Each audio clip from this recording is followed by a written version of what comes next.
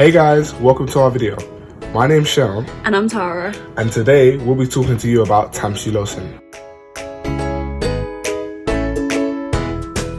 In our video today, we'll be running you through the structure of Tamsulosin, the biological basis of the drug and its medical uses, how it was discovered, how it's developed into a drug, Its synthesis, its mechanism of action, the structure-activity relationship, and the main side effects.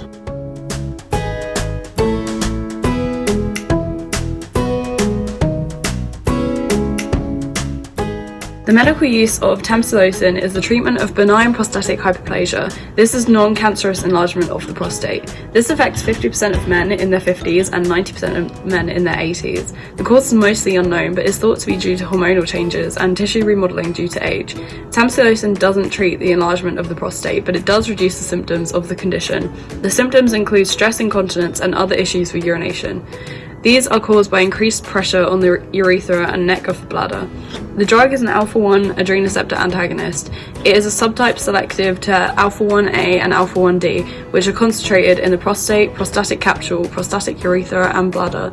By introducing this antagonist, smooth muscle contraction in the area is partially blocked. This reduces detrusor muscle contractions and decreases pressure in the urethra, resulting in a higher maximum urine flow rate. Discovery and development. Japanese pharmaceutical company Yamanouchi discovered amoxicillin, or Logan, which was developed as an antihypertensive agent. Amoxicillin has a chiral carbon atom. This allows two isomers to exist around the carbon, which creates a racemate. This resulted in an alpha and beta adrenoceptor dual blocker. The S isomer blocked the alpha adrenoceptors, and the R isomer blocked the beta adrenoceptors.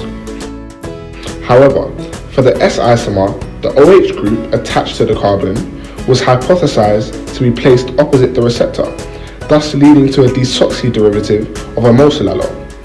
YM11133 was created. When testing this compound, it was discovered that it was also an alpha blocker. When examination of the structure activity relationship of the carbon side chains in YM133, optimal groups were found.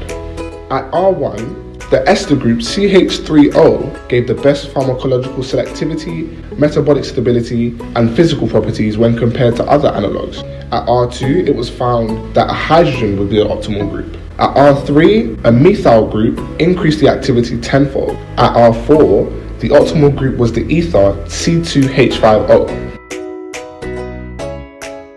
From this, YM12617 was created. This compound was also a racemate. Among the optical isomers of YM12617, it was found that the alpha-1 adrenoceptor blocking action of the R isoform was 600 times stronger than that of the S isoform.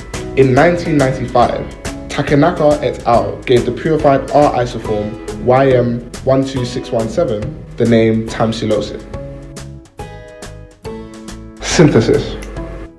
R1-amethylbenzylamine was used to form the chiral center by its reductive condensation with the key substance sulfonyl acetone. In the first step, R2-benzylamine and methanol are mixed together and then refluxed. A sodium borohydride in methanol solution was then added dropwise.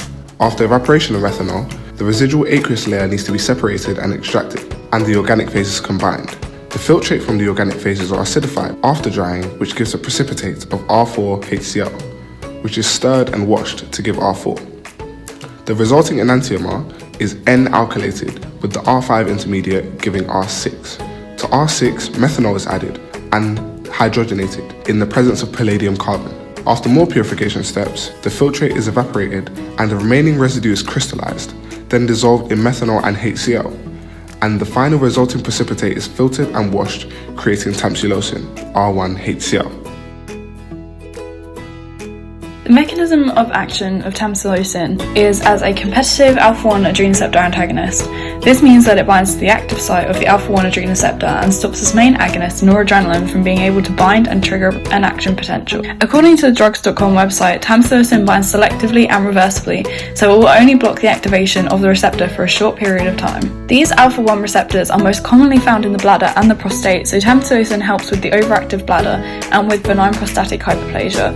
by relaxing the muscles in the bladder and prostate. Relaxing these muscles leads to more space in the urethra for urine to pass through and less unwanted contraction in the bladder. According to Han et al., tamsulosin also acts by decreasing the amount of nitric oxide produced and released in the afferent pathway of maturation. Nitric oxide is key in smooth muscle relaxation. Therefore, limiting the level of nitric oxide available in the body helps to reduce symptoms, as it doesn't activate the parasympathetic nervous system. Han et al. Also said that the drug regulates the expression of CFOS, which is a proto-oncogene found in some neurons after depolarization. Suppressing the amount of CFOS made will then limit the number of neurons able to be depolarized, so fewer action potentials are created. Tamsulosin binds with 3 amino acid residues in the alpha-1 adrenal receptor binding site. The amino group of the phenethylamine binds with the carboxylic acid of aspartic acid 176 residue in the transmembrane domain TM3. The methoxy group of the benzene ring binds with the hydroxyl group of the serine 258 residue in TM5. The sulfonamide nitrogen of the benzene ring binds with the carboxylic acid of the glutamic acid 237 residue of TM4.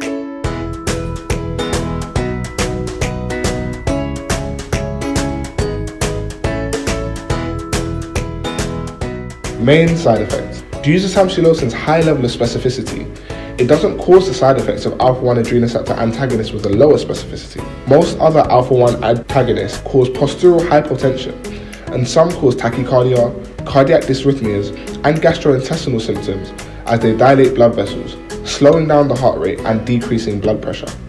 These are not fit for clinical use. These effects are much less noticeable when taking tamsulosin.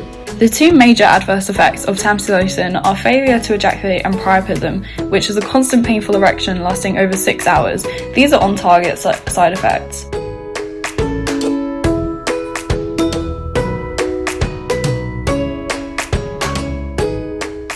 Other on-target side effects include dizziness, fainting, and low blood pressure. Off-target side effects include allergic reactions and viral symptoms, blurred vision, insomnia, and decreased sex drive. So to conclude, tamsulosin is used to treat benign prostatic hyperplasia. It is a competitive alpha-1 adrenal receptor antagonist. It was first discovered as amoxicillin by Japanese pharmaceutical company Yamanouchi.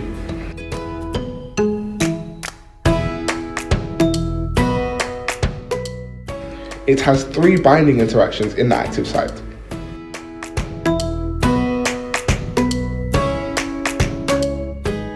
Its major side effects are failure to ejaculate and a long painful erection.